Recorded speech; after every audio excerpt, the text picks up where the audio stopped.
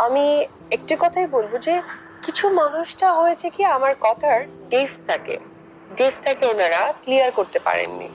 সেটাকে আসলে ওনারা নিজেরাও বোঝেননি, যারা এটা লিখেছেন বা লেখা ট্রাই করেছেন, মানে তুমি বলতে বা চেয়েছো যেটা একটা কন্টেন্টটা ক্রিয়েট করেছেন সেটাও। আর আমি যেটা বলতে চেয়েছি তোমাকে এক বাক্যে বলি, ওইটার সূত্র ধরেই আমি বলতে চেয়েছি যে আমাদের মাঝে মানে আমাদের আব্রামটা না থাকলে হয়তোবা আমি কোনো কিছু বলতাম না। কারণ তুমি জানো যে আমার লাইফে একটা বড় ডিজাস্টার আছে।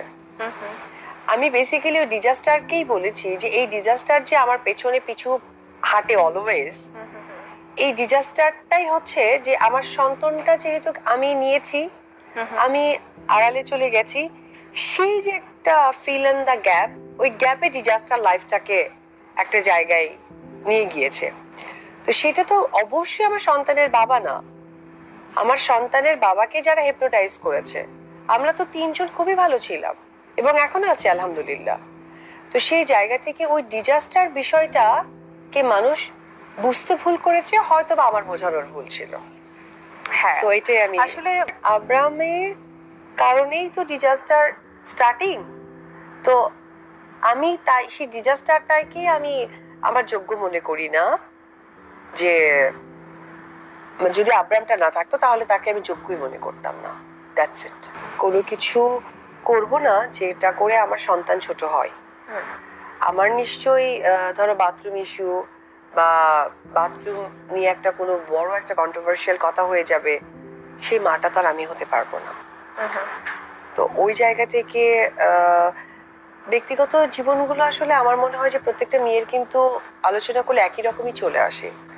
আমি যে ব্যাপারটাকে অলওয়েজ এক্সপ্রেস করার চেষ্টা করি দুঃখের জায়গা থেকে, ফিলিংসের জায়গা থেকে, যে আমার একটা সাজানো জিনিসটা কেন ব্রোকেন হয়ে গেল। তো ওই কারণ হাতে গড়া জিনিস তো সবকিছু একদম হাতে গড়া।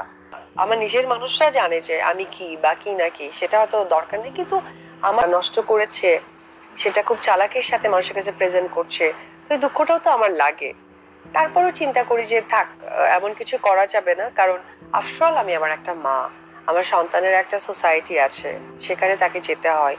কথা আমি যত বলবো তত বাড়বে, আর যত বাড়বে সেটা তত সোশ্যাল মিডিয়াতে আসবে, যার কারণে নিজেকে সেলফ কন্ট্রোল করি। তবে আমি ঈশ্বরের কাছে প্রার্থনা করি, আল্লাহর কাছে আমি একটা জিনিস আমি সবসময় আল্লাহকে বলি যে আল্লাহ, আমার পক্ষ থেকে এমন কোনো ভাইবস যেন না আসে যেটা আমার সন্তান ইফেক্টেড হবে, লাইক ধরো বাথরুম ইস্যুস, এইরকম যেন ব্যাড ভাইবসটা না আসে। তাদের আবির্ভাবটা কেন আমার মাঝে, আমার সংসার, এভরিথিং সবকিছু, তাই না? এটা তো আসলে একদমই মনে হয় না যে উড়ে এসে জুড়ে বসা বা কাবাব মে হাড্ডি, যে কিছু কিছু ওয়ার্ড গুলো থাকে, যেমনটা আমার লাইফে আসাটাও একটা উদ্দেশ্য পরায়ণ। তো উদ্দেশ্য ব্যক্তিকে নিয়ে তুমি আর কি থিঙ্কিং করতে পারো?